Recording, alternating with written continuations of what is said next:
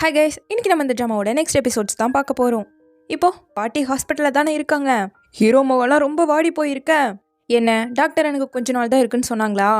என்னோட உடம்பை பற்றி எனக்கு நல்லா தெரியும். இன்னும் கொஞ்ச நாள் உங்ககிட்ட மறைக்கலான்னு பார்த்தா முடியாம போயிடுச்சுன்னு சொல்ல, இதையே முன்னாடியே என்கிட்ட சொல்லலை, மறைச்சிட்டீங்கன்னு சொல்லிட்டு ஹீரோக்கு அழுகியே வருது. இதையெல்லாம் நான் செத்த அப்புறம் வச்சுக்கோ, ஏன்னா இதை பார்க்க நான் இருக்க மாட்டேன்ல. பொங்க 2 பேரும் எனக்கு தூக்கம் வருதுன்னு சொல்லிட்டு விரட்டி விட்டுட்டு இருக்காங்க. ஸோ ஹீரோ வீட்டுக்கு வெளியே உட்காந்துட்டு ரொம்ப சோகத்தில் இருக்கான். நீ ஸ்ட்ராங்காக இருக்க மாதிரி எல்லாம் நடிக்காத, உன் மனசில் தோன்ற எல்லாத்தையும் என்கிட்ட ஷேர் பண்ணு, கேட்குறதுக்கு நான் இருக்கேன்னு சொல்கிறா. எனக்கே தெரில மேங், என் அப்பா இறக்கிறதுக்கு முன்னாடி வரைக்கும் இவங்களை பற்றி எனக்கு சுத்தமாக தெரியாது, க்ளோஸ்லாம் கிடையாது. அன்னைக்கு மட்டும் அந்த ஆக்சிடென்ட் நடக்காமல் இருந்திருந்தா என்னோட அப்பா இப்போ என்னோட இருந்திருப்பாருன்னு சொல்லி என்னாலேயே சுத்தமாக என்னை மன்னிக்க முடியாத நிலைமையில் இருக்கும்போது ஒரு ஹீரோயின் மாதிரி என்னோட வாழ்க்கைக்குள்ளே வந்தாங்க. 10 மணி நேரம் ட்ரெயினில் ட்ராவல் பண்ணி லிங்பே கிட்ட இருந்து என்னை காப்பாற்றுறதுக்கு வந்தாங்க. அவங்க மட்டும் வரல, ஜியாங்பேலையே எப்போவோ இறந்து போயிருப்பேன்.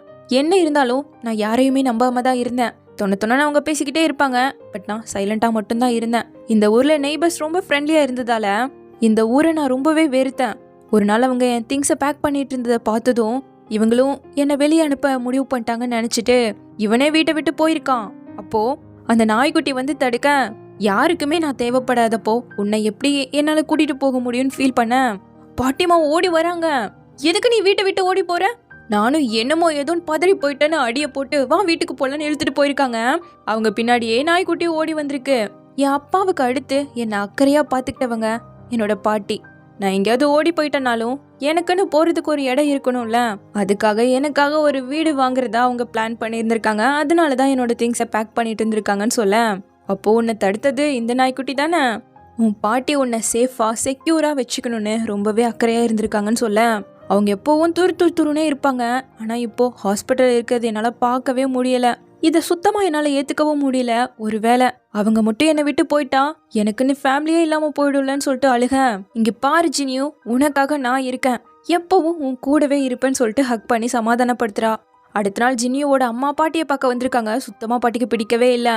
ஜியாங்பேல எனக்கு தெரிஞ்ச பெஸ்ட் மெடிக்கல் டீம் இருக்காங்க, மதியமே கிளம்புங்க, நானே உங்களை கூட்டிட்டு போய் பாத்துக்கிறேன், காசை பத்தி கவலைப்படாதீங்கன்னு சொல்ல, எனக்கு ஒன்றும் தேவையில்லை, இன்சூரன்ஸ் போட்டிருக்கேன், என் பேரனுக்கு நீ கொடுத்த வரைக்கும் போதும், இங்க எதுக்காக நீ வந்திருக்கன்னு கேட்க, ஜின்னியும் ஒன்றும் உங்களோட பேரன் கிடையாது, அவன் வெளியாள்னு சொல்லவும், அவன் தான் என்னோட உண்மையான பேரன் சொல்றாங்க.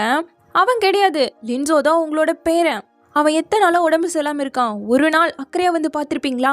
உங்க பையன் என்னோட ஹஸ்பண்ட் எப்படி இருந்தாங்கன்னு நீங்க மறந்துருக்க மாட்டீங்களேன்னு சொல்ல, ஜின்னியுக்கும் அதுக்கும் சம்மந்தமே கிடையாது, நீ தான் அவனை பிளேம் பண்ற, முதல்ல இங்கிருந்து கிளம்பு, அவனை திரும்ப நீ ஹர்ட் பண்ண, நீ செத்தா கூட நான் விட மாட்டேன்னு சொல்லி வார்ன் பண்ணி அனுப்புறாங்க. இந்த பாட்டி ஓவரா நடந்துக்கிறாங்களேன்னு அம்மாவோட அசிஸ்டன்ட் சொல்லவும் பலார்னு அரைஞ்சிட்டாங்க.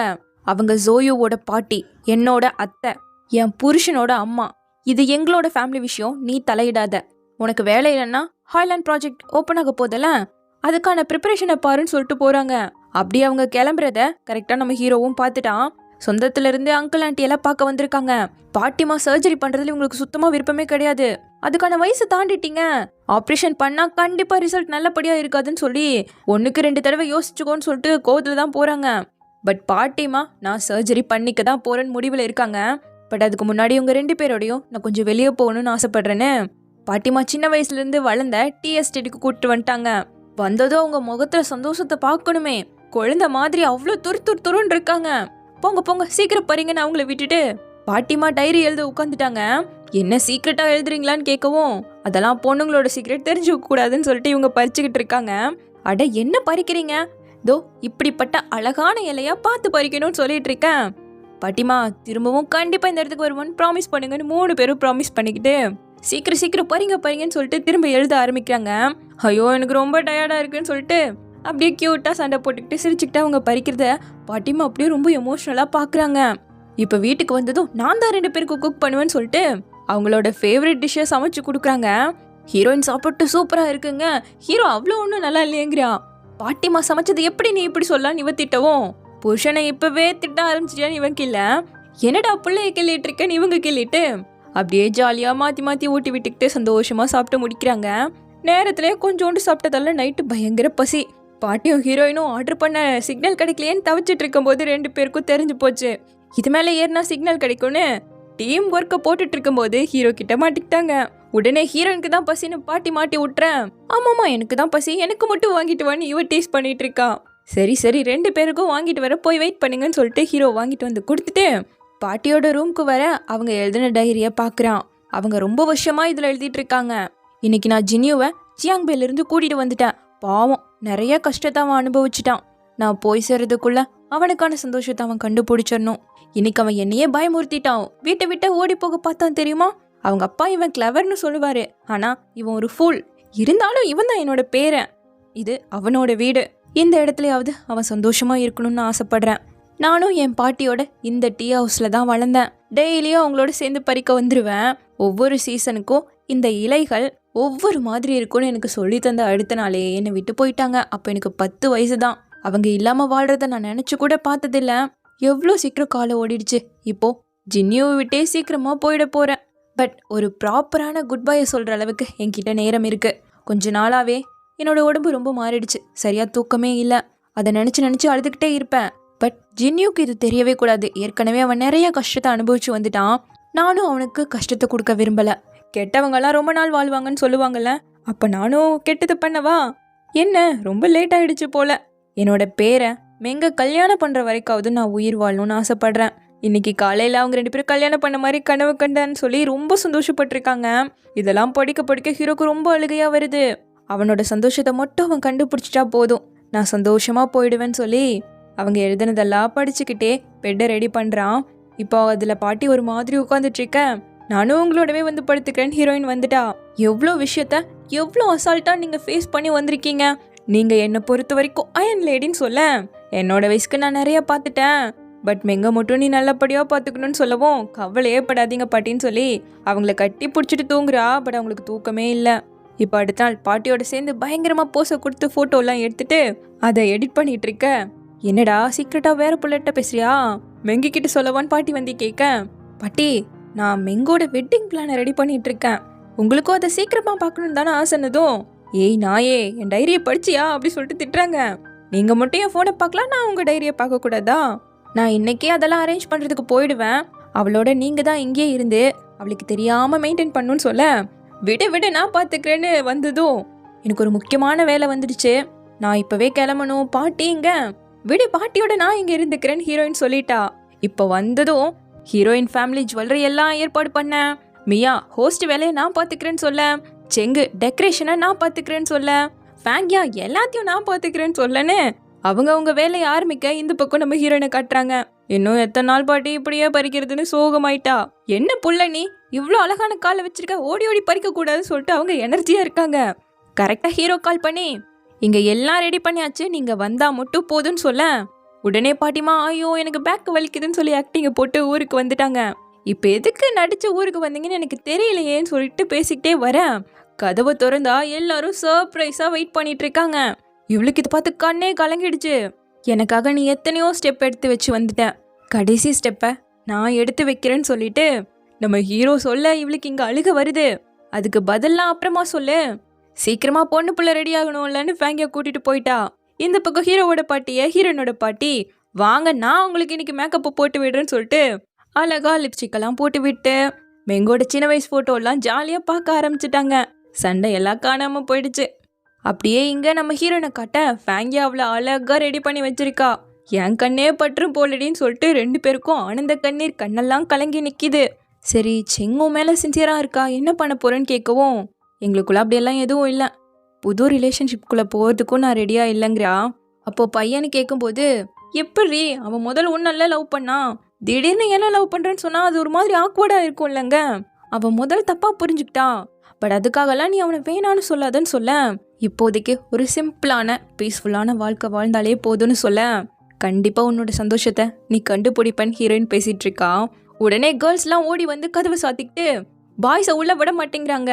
அட காசோட தான் வந்திருக்கோம் உள்ள விடுங்கன்னாலும் கேள்விக்கான பதில கரெக்டா சொல்லணும்னு சொல்லி ஹீரோயினுக்கு ஒரு அழகான நிக்நேம் கேட்குறாங்க. ஹீரோ ஹனி டார்லிங்னால சொன்னாலும் செல்லுபடி ஆகல. சரி 2வது கேள்வி, உங்களோட மறக்க முடியாத நினைவுன்னு கேட்கும்போது, நான் உன்னை கல்யாணத்துக்கு ஃபோர்ஸ் பண்ணேன்னு சொல்லுங்க. நீ என்னை கல்யாணத்துக்கு ஃபோர்ஸ் பண்ணவே தேவையில்லை, ஏன்னா நானே உன்னை லவ் பண்ண ஆரம்பிச்சிருப்பேன்னு சொல்ல, ஓகே ஏத்துக்கிற மாதிரி இருக்குன்னு சொன்னதும், இப்போ நான் ரிச்சுமா நிறைய காசு தான் உள்ள போட்டு வச்சிருக்கேன்னு சொல்லிட்டு பசங்கள்லாம் காசு தள்ளி விட, பொண்ணுங்களும் கதை ஓப்பன் பண்ணி விட்டுட்டாங்க. இது ஒரு கேம் போல. அடுத்து இப்போ ப்ராப்பராக மண்டி போட்டு அப்பாவுக்கு 2 பேரும் டீ கொடுக்க அவரு குடிச்சிட்டு கிஃப்ட் கொடுக்குறாரு. அடுத்து பாட்டிகளுக்கு கொடுக்க அவங்களும் கொடுத்துட்டு கிஃப்ட் கொடுக்குறாங்க. அதுவும் சீக்கிரமாவே பேரனோ பேத்தியோ வந்துடும்னு சொல்லி.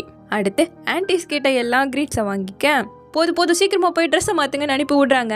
சைனீஸ் முறைப்படி முடிஞ்சதுல. அடுத்து பாட்டிமா ஆசைப்பட்டபடி அழகா ஒயிட் கவுனோட நம்ம ஹீரோயின் அப்பா கூட நடந்து வர எல்லாரும் வெயிட் பண்ணிட்டு இருக்காங்க. ஹீரோவும் கிட்ட வந்து நிக்க, மெங் நீ சந்தோஷமா வாழணும், ஜின்யூ நீ என் பொண்ணை நல்லா வச்சு பாத்துக்கணும்னு சொல்ல, கண்டிப்பாப்பா அவளை நான் ரொம்ப நல்லா பார்த்துப்பேன்னு சொல்லி அவளுக்கு பூவை கொடுத்து அவளையும் ஸ்டேஜுக்கு கூட்டிட்டு வரான். அங்க ஹோஸ்டா இருக்கிறது நம்ம மியா தான். எனக்கு மாப்பிள்ளை பையன் எப்படி பொண்ணு பிள்ளைய லவ் பண்ண ஆரம்பிச்சான்னு கதை தெரியும்னு சொல்லி ஜாலியா டீஸ் பண்ணிட்டு இருக்கான். அடுத்து மாப்பிள்ளையா சில வார்த்தைகள் சொல்லணும்னு மைக்க கொடுக்க, மிங் நீ சொல்லியிருக்கல உலகத்துல தீமையே கிடையாதுன்னு, நான் அப்போ நம்பலனாலும் நம்ப ட்ரை பண்ணிட்டு இருக்கேன். அந்த முயற்சியில தான் என்னோட நிலாவை நான் கண்டுபிடிச்சேன். அப்படி அந்த நிலா வந்ததால தான் என் வாழ்க்கையில் சந்தோஷமே வந்துச்சு. நான் உனக்கு ஒரு நல்ல பார்ட்னராக இருந்தது கிடையாது, பட் இன்னையிலிருந்து உனக்கு ஒரு நல்ல ஹஸ்பண்டாக இருப்பேன்னு சொல்ல. அடுத்து நம்ம ஹீரோயின் வாங்கி, நான் உன்னை ஃபர்ஸ்ட் டைம் மீட் பண்ணும்போது எப்படி என்னோட டைப்பில் நீ பர்ஃபெக்டாக இருக்கேன்னு நானே ஆச்சரியப்பட்டேன். லக்கீலி என் மேலே பாசத்தோடு இருக்கவங்க எனக்கு நிறைய பேர் இருந்தாலும் அதில் இன்னொருத்தரும் புதுசாக ஆட் ஆக போகிறாரு. ஜின்யூ இனிமேல் என்னோட ஃபேமிலி உன்னோட ஃபேமிலி, என்னோட ஃப்ரெண்ட்ஸ் எல்லாரும் உனக்கும் ஃப்ரெண்ட்ஸ், என்னோட அன்பு பாசம்னு எல்லாத்தையும் உன்னோட நான் ஷேர் பண்ணணும்னு விரும்புகிறேன்னு சொல்கிறா. அடுத்து நம்ம பாட்டிமா பேசுகிறாங்க, அது எழுதி வச்சு. நான் மெங்க ஃபர்ஸ்ட் டைம் பார்த்ததுமே அவள் தான் என்னோட மருமக பேத்தின்னு முடிவே பண்ணிட்டேன். அத்தனை அழகோட அத்தனை அறிவோடு இருந்தா. இப்போ என்னோட பேரனும் ஒரு ரியல் மேன் ஆக போகிறான். எனக்கு ரொம்ப சந்தோஷமாக இருக்குது. நீங்கள் 2 பேரும் கடைசி வரைக்கும் ரொம்ப சந்தோஷமாக இருக்கணும்னு சொல்லிட்டு அடுத்து அப்பா பேசுகிறாரு. இதே அன்போடையும் பாசத்தோடையும் நீங்கள் கடைசி வரைக்கும் வாழணும். என்ன என் பொண்ணு பிறந்ததுலேருந்தே அவளை ஒரு பொக்கிஷமாக தான் வளர்த்தோம். எனக்குன்னு இருக்கிறது ஒரே மக ஜின்யூ, அவளை மட்டும் நல்லா பார்த்துக்கல தொலைச்சிடுவேன்னு சொல்ல, அதெல்லாம் கண்டிப்பாக எங்கள் அண்ணா நல்லபடியாக அவங்கள பார்த்துப்பாங்கன்னு சொல்லிட்டு ஃபேங்கியா பையன் ரிங்கு கொண்டு வரான். இப்போ 2 பேரும் அவங்களோட சத்தியத்தை பண்ணிக்கணும்ல. இன்னையிலிருந்து மெங்க என்னோட ஒய்ஃபாக ஏற்றுக்கிட்டு சுக துக்கம் எல்லாத்துலேயும் ஒருத்தருக்கு ஒருத்தர் உறுதுணையா கடைசி வரைக்கும் வாழுவோம் இவன் சத்தியம் பண்ண. நம்ம ஹீரோனும் அதே போல சத்தியம் பண்ண. 2 பேரும் அழகா ரிங்க மாத்திக்கிறாங்க. எல்லாருக்கும் அவ்வளோ சந்தோஷம். அடுத்து என்ன கிஸ் பண்ணுங்கன்னு கத்த கலர் பேப்பர்ஸ்லாம் பறக்க அவ்வளோ சந்தோஷமா கிஸ் பண்ணிக்கிறாங்க. அடுத்து ஃபோட்டோ ஷூட் நடந்துட்டு இருக்கு. அப்படியே ஒரு மெமரபிள் வீடியோ மாதிரி வந்த எல்லார்கிட்டையும் கேள்வி கேட்க, ஹீரோயினோட அப்பா ஆன்டிஸ் எல்லாருமே மெங் எங்களோட பொண்ணு போறதை நினைச்சு வருத்தமா இருந்தாலும் அவ சந்தோஷமா வாழ போறா, எங்களுக்கும் இதுல ரொம்ப சந்தோஷம்னு சொல்ல, செங்கு வருத்தம்லாம் இல்ல சந்தோஷமான நாள்லாங்கிறான். என்ன ஃபேங்கியை பத்தி திங்க் பண்ணிட்டு இருக்கேன்னு கேட்கவும் எதுவும் பேசல. சந்தோஷமா நிறைய குழந்தை குட்டியோட ரொம்ப ரொம்ப சந்தோஷமா வாழணும்னு அடுத்தடுத்து எல்லாரும் சொல்ல, ஃபேங்கியா என்னோட சாய்ஸை ரீகன்சிடர் பண்ணால் நல்லா இருக்குங்கிறான். ஐயோ இப்போதைக்கு நாங்கள் 2 பேரும் ஃப்ரெண்ட்ஸ் தான்ப்பா, பட் ஃப்யூச்சரில் நடக்க போகிறதெல்லாம் எனக்கு தெரியாதுன்னு ஒரு வார்த்தையை விட்டுட்டா. நம்ம ஃபேங்கியாவோட பையன் செங்கோட நான் எப்பவும் ரொம்ப ஜாலியாக இருப்பேன், ஸோ அவருக்கு ரொம்ப தேங்க்யூங்கிறான். அப்படியே நைட்டு போல் 2 பேரும் ஃபோட்டோஸ்லாம் பார்த்துட்டு இருக்கேன். என்னது வெக்கப்படுற போலியேங்கிறா. அது ரெட் பெட்ஷீட்டோட ரிஃப்ளெக்ஷன்னு சொல்ல, அடப்பாரு எனக்கே தெரியாமல் போயிடுச்சுன்னு சொல்லிட்டு ஒரு கிஃப்ட் கொடுக்குறான். இந்த பசில் நான் உன்ட்டிருந்து திருடிட்டு போனதானேன்னு கேட்கவும், ஆமாம் இந்த பசில் மாதிரி தான் என்னோட வாழ்க்கையும், உன்னை மீட் பண்ணதால தான் என்னோட வாழ்க்கையும் கம்ப்ளீட் ஆயிருக்குன்னு சொல்ல, ரொம்ப டச்சிங்காக பேசுறியே, இதுக்கு முன்னாடி எத்தனை பிள்ளைங்கள லவ் பண்ணியிருக்குன்னு கேட்கவும், சத்தியமா இப்போவும் எப்போவும் நீ மட்டும்தாங்கிறான். அன்னைக்கு நம்ம பிரேக்கப் பண்ணிக்கிட்ட நியூ இயர் நைட் அன்னைக்கு நீ பேசின எல்லாத்தையுமே நான் கேட்டுட்டேன். அதை மட்டும் நீ சென்ட் பண்ணியிருந்தா, அந்த மெசேஜை நீ அன்னைக்கே சென்ட் பண்ணியிருந்தா நம்ம வாழ்க்கையில் இவ்வளோ ட்விஸ்ட் அண்ட் டர்ன்ஸ்லாம் வந்திருக்காதில்லங்க. எப்படியோ இப்போ நம்ம 2 பேரும் ஒன்று சேர்ந்துட்டோம்ல, புருஷனோட கடமையாக இப்போ நான் ஆரம்பிக்கணும் இல்லைன்னு சொல்லிட்டு அப்படியே ரொமான்ஸ் பண்ண ஆரம்பிச்சிட்டாங்க. இந்த பக்கம் நம்ம செங் ஃபேங்கியாவையும் பையனையும் ட்ராப் பண்ணுறான். அவன் தூங்கிட்டான். ஸோ பையனை கொண்டு வந்து உள்ளே படுக்க வச்சுட்டு வரேன். எப்படா அவனை ஈஸியாக தூக்கிட்டு வந்துட்டேங்கிறா. அவன் அவ்வளோ ஒன்றும் வெயிட் கிடையாது, ஃப்யூச்சரில் தேவைப்பட்டாலும் கூப்பிடு, பையனுக்கு நான் இருக்குங்க, நீ எல்லாம் இப்போது பெரிய ஆளாயிட்ட பிஸி மேன், உன்னையெல்லாம் நாங்கள் தொந்தரவு பண்ண மாட்டேன்னு சொல்லவும், எனக்கு அந்த வேலையை விட நீயும் யூவும் தான் எனக்கு ரொம்ப முக்கியங்கிறான். சரி பையனை பார்க்குறத நான் தடுத்து நிறுத்த மாட்டேன்னு சொல்லவும், இன்னும் எத்தனை நாளைக்கு நீ இப்படியே நடிச்சிட்டு இருக்க போற, என்னோட ஃபீலிங்ஸில் நான் சின்சியராக இருக்கேன், உனக்கு டிவோர்ஸ் இன்னும் ஆகலைன்னு தான் நான் சொல்லாமல் இருந்தேன், ஆனால் இப்போ நான் சொல்கிறேன் ஃபேங்கியா, நான் நிஜமாவே உன்னை விரும்புகிறேன். உன்னோட தம்பியாக இருக்கலாம் எனக்கு விருப்பமே கிடையாது. ஸ்கூலில் என்ன திட்டிட்டும் அடிச்சிட்டும் இருக்கலாம், பட் இந்த ஃபீலிங்ஸை என்னால் கண்ட்ரோல் பண்ண முடியல. அன்னைக்கு நான் அடி வாங்கியே செத்துருப்பேன், நீ தானே என்னை வந்து காப்பாத்தின. உண்மை தெரிய லேட் ஆனாலும் உன் மேல எனக்கு நிஜமாவே ஃபீலிங்ஸ் வர ஆரம்பிச்சிருச்சுன்னு சொல்ல, உனக்கும் எனக்கும் பொருத்தமே கிடையாதுடாங்கிறா. என்ன பொருத்தம் இல்ல, எனக்கு வேற எந்த ஆம்பிஷனும் கிடையாது. சாகுற வரைக்கும் நான் இதே ஊர்ல தான் இருப்பேன். மார்னிங் ஒர்க் அவுட்லாம் முடிச்சுட்டு ஒன்னா காய்கறி வாங்கிட்டு வந்து வீட்டில் சமைக்கலாம். டின்னர்லாம் அதிகமாக சாப்பிட்டோன்னா டைஜஸ்ட் ஆகிறதுக்கு நம்ம பீச்சுக்கு போகலாம். நம்ம யூவும் வளர்ந்துட்டானா ஜாலியாக ரோட் ட்ரிப்பெல்லாம் போயிட்டு வரலாங்க. இவ சரின்னே சொல்ல மாட்டேங்கிறா. ஃபேங்கியா, உனக்காக நான் வெயிட் பண்ணுவேன். நீ வர வரைக்கும் நான் வெயிட் பண்ணுவேன். ஏன்னா நான் உன்னை நிஜமாவே விரும்புகிறேன். டக்கு டக்குன்னு என்னை ரிஜெக்ட் பண்ணணும்னு நினைக்காத. என்னோட ஃபீலிங்ஸை புரிஞ்சுக்கிட்டு நல்லா யோசிச்சு பாரு, உனக்கே புரியும்னு சொல்லிட்டு போயிட்டான். ஸோ நம்ம ஃபேங்கியாவும் மாடியில் உட்காந்துக்கிட்டு அவன் ஒவ்வொரு டைமும் இவன் மேலே அக்கறையோட எப்படி வந்தான், அவனோட எப்படி டைம் ஸ்பெண்ட் பண்ணாங்கிற எல்லாத்தையுமே இப்போ அவன் சொன்ன விஷயத்தோட நினச்சி பார்த்துட்டு இருக்கா. இப்போ அடுத்த நாள் நம்ம பாட்டி ஆசைப்படி கல்யாணம் நடந்து முடிஞ்சிருச்சல. ஸோ ட்ரீட்மெண்ட்காக திரும்ப ஹாஸ்பிட்டலுக்கு வந்துட்டாங்க. அப்படியே அவங்களோட விட்டுட்டு பேசிட்டு இருக்கும்போது செங்கு கால் பண்ணி ஹாய்லாண்டில் ஒர்க்கர்ஸ் எல்லாம் வந்து இங்கே ப்ரொட்டஸ்ட் பண்ணிட்டு இருக்காங்க, காசு வேணும்னு சொல்லி கத்திட்டு இருக்காங்கன்னு கூப்பிட அங்கே வந்து பார்த்தா தப்பா பேசிட்டு இருக்காங்க. அந்த ஹாய்லாண்ட் ப்ராஜெக்ட் நடந்துட்டு இருக்கு இல்லையா, அதில் ஒரு செவரு இடிஞ்சு விழுந்து நிறைய பேருக்கு காலே போயிடுச்சாமா. இதுக்கு முன்னாடி இந்த ப்ராஜெக்ட் பேரில் ஃப்ராடு வேற நடந்திருக்கு. ஸோ அதனால மக்கள்லாம் பயங்கரமாக கொந்தளிச்சிட்டாங்க. பின்னாடியே போலீஸ் வந்து இல்லீகலான மெட்டீரியலை யூஸ் பண்ணி நீங்கள் பில்டிங்கை கட்டிட்டு இருக்கீங்கன்னு சொல்லி நம்ம ஹீரோவை இன்வெஸ்டிகேட் பண்ணணும்னு கூட்டிட்டு போயிட இவளுக்கு என்ன பண்ணுறதுனே புரியல. அப்போ லிங்பே ஹீரோவோட அம்மா ப்ரெஸ் கான்ஃபரன்ஸில் பேச போகிறாங்கன்னு தெரிய வந்ததும் டைரெக்டாக சைட்டுக்கு வந்து மெட்டீரியலை செக் பண்ணி பார்த்தா இவங்க ஆர்டர் பண்ணது ஒன்று வந்திருக்கிறது ஒன்று. அப்போ கரெக்டாக இதை அந்த ஜோயு பையன் வீடியோ எடுத்துகிட்டு ஓட கையும் களமாக மாட்டிக்கிட்டான். இந்த ஃப்ராட்லேருந்து உங்களால் தப்பிக்கவே முடியாது, மெட்டீரியல் மாற்றினதையே நான் வீடியோ பிடிச்சி வச்சிருக்கேன்னு காட்டேன்.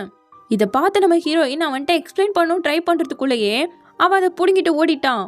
சரின்னு நைட்டு வந்து சிசிடிவி ஃபுட்டேஜ் செக் பண்ணி பார்த்தா நம்ம ஹீரோவும் யாங்கும் மெட்டீரியல்ஸை பார்க்க வந்திருக்காங்க. பட் அந்த சீன்லையும் இந்த கெட்ட ப்ராடக்ட் இருக்க மாதிரி யாரோ மாற்றி வச்சிருக்காங்க. அந்த ஜோயோவும் ஹீரோக்கு ஹெல்ப் பண்ணவே முடியாதுன்ட்டான். பட் அவனை தவிர இப்போதைக்கு அவங்களுக்கு வேறு வழியே கிடையாது, அவன்கிட்ட தானே வீடியோவோட இருக்கு. ஸோ அடுத்த நாள் நேராக அவன்கிட்ட போய் அந்த மெட்டீரியல் மாறினதுக்கும் ஜின்னியுக்கும் எந்த சம்மந்தமும் கிடையாது, இந்த வீடியோவை நீயா வச்சுக்கிட்டேன்னா இன்டைரக்டா தப்பு பண்ண கல்பிரிட்டை காப்பாத்துறன்னு தானே அர்த்தம். இங்க வளர்ற பசங்களாம் உன்னை ஒரு ரோல் மாடலா எடுத்துக்கிட்டு வளர்றாங்க. உன்னை நான் தப்பு பண்ண சொல்லல, உண்மைக்கு துணைப்போகுதா சொல்றேன். உன்கிட்ட இருக்க வீடியோவை தானே காட்ட சொல்றேன். நல்லா யோசிச்சு பார்த்து நீயே ஒரு முடிவெடுன்னு சொல்லிட்டு நம்ம ஹீரோயின் கிளம்பிட்டா. இங்க பிரஸ் கான்ஃபரன்ஸ்ல கூட மக்கள்லாம் கொந்தளிச்சு போய் தான் நிக்கிறாங்க. ஹீரோவோட அம்மாவும் யாங்கும் தான் பேச வந்திருக்காங்க. ஹாய்லாண்ட் நாளைக்கு ஓப்பன் ஆகிற நிலைமையில இப்படி நான் உங்களை மீட் பண்ணுவேன்னு நினைச்சு கூட பார்க்கல. முதல் நடந்த தப்புக்கு உங்ககிட்ட நான் மன்னிப்பு கேட்டுக்கிறேன். அந்த ப்ராஜெக்டோட லீடர் என்னோட மூத்த பையன் ஜின்னியூ தான். ஸோ எங்களோட குரூப் கண்டிப்பாக இதுக்கான ரெஸ்பான்சிபிலிட்டிஸை எடுத்துக்கும். இதை பற்றி நானுமே என் பையன்கிட்ட பேசுவேன்னு அவங்க பேசுகிறத பாட்டிமா கேட்டுட்டாங்க. அப்போது லிங்பே கம்பெனியில் தான் ஜின்னியூ வேலை செஞ்சுட்ருக்கானான்னு சொல்லிட்டு எங்கேயோ கிளம்புறாங்க. ஸோ இப்படியே இந்த எபிசோட் முடியுது. சீக்கிரமாகவே இதனோட நெக்ஸ்ட் பார்ட்ல வந்து பார்க்குறேன். தேங்க்யூ.